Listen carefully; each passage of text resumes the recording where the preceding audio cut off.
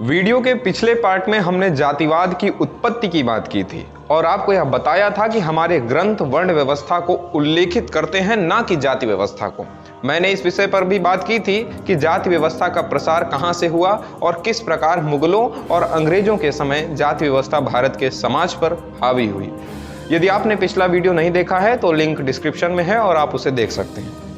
मैं पुराने समय की बात तो नहीं करता, लेकिन आज के समय में जब अधिकतर लोग पढ़े लिखे हैं और साक्षरता लगातार बढ़ रही है, इस समय में भी लोगों के भीतर जातीय कुंठा क्यों है?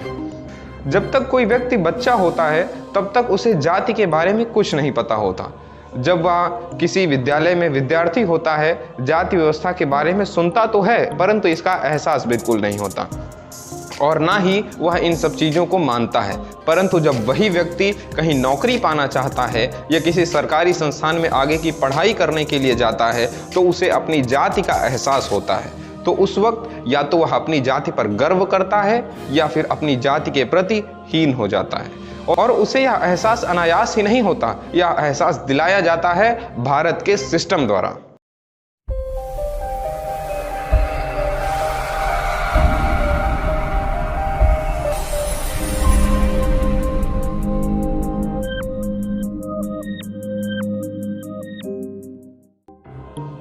नमस्कार, जय हिंद। मैं हूं अक्षय प्रताप सिंह चौहान। स्वागत है आपका हिंदी और हिंदुस्तान में।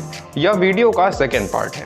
मित्रों, हमारी सरकारें अक्सर जातिवाद के खिलाफ कानून बनाती रहती हैं। हम बहुत पीछे नहीं जाते हैं। आप हाल ही का SC/ST एक्ट उठाकर देख लीजिए, पूर्णतया जाति पर आधारित। हाल ही में उत्तर प्रदेश सरकार ने गाड़ियों पर जाति सूचक शब्द न लिखने का प्रावधान बनाया। ऐसा करने पर आपके ऊपर जुर्माना लग सकता है और आप दंड के भागीदार बन सकते हैं। इसी तरह के अनेकों यत्न हैं जो सरकारें करती हैं। क्या इनसे जातिवाद खत्म होगा? यदि मैं अपनी व्यक्तिगत बात करूं तो मैं जातिवाद का सख्त विरोधी हूं। मेरे मतानुसार सभी व्यक्ति एक समान हैं। आइए हम बात कर लेते हैं कि जाति पर सरकार कैसे हमेशा दोहरी नीति अपनाती है। सत्ता पर आने के बाद जो नेता जनता को जातिवाद खत्म करने की सलाह देते हैं और जातिवाद को गलत बताते हैं, वही नेता जातिवाद के सहारे ही अपना वोट बैंक संभालते हैं और जाति के आधार पर वे चुनाव भी जीतते हैं। अर्थात उनकी कुर्सी जातिवाद के काठ से बनी हुई है और वह उसी जातिवाद के सिंहासन पर बैठकर लोगों को जातिवाद खत्म करने की सलाह देते हैं। जब आप किसी भी सरकारी काम की तरफ अपना पहला कदम बढ़ाते हैं तो सबसे पहले कागज पर आपकी जाति पूछी जाती है। एक नहीं, 2-3 प्रकार से। आपकी कैटेगरी क्या है, सब कैटेगरी क्या है, आदि आदि सब कुछ पूछा जाता है और उसके बाद सरकार आपसे कहती है जातिवाद खत्म करें।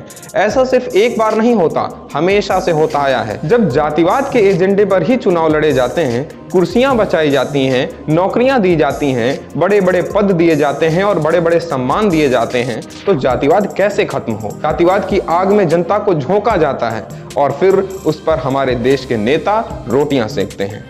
जब एक व्यक्ति अपनी योग्यता के बाद भी उचित पद तक नहीं पहुंच पाएगा तो क्या उसके अंदर मलाल नहीं होगा? उसके अंदर कुंठा नहीं होगी? जाहिर सी बात है, जरूर होगी। और यही कुंठा और मलाल समाज में रोष उत्पन्न करती है।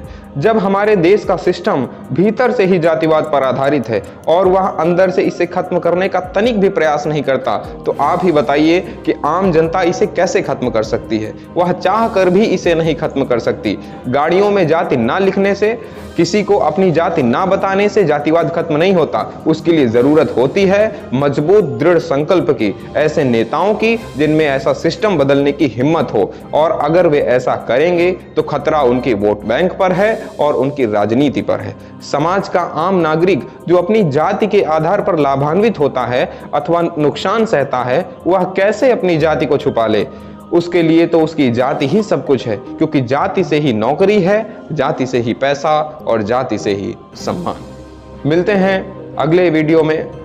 तब तक आप हमारे चैनल को सब्सक्राइब कर लें, बेल आइकन दबाएं और अगर ये वीडियो अच्छा लगा तो इसे लाइक और शेयर जरूर करें। नमस्कार, जय हिंद।